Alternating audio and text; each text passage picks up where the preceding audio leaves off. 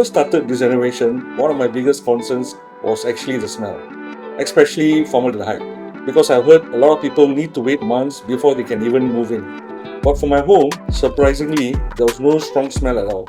I was able to move in almost immediately after the renovation was completed. No irritating smell of formaldehyde or the hassle to air the cabinets. You can really tell the difference. It feels a lot safer and more comfortable, especially for daily living.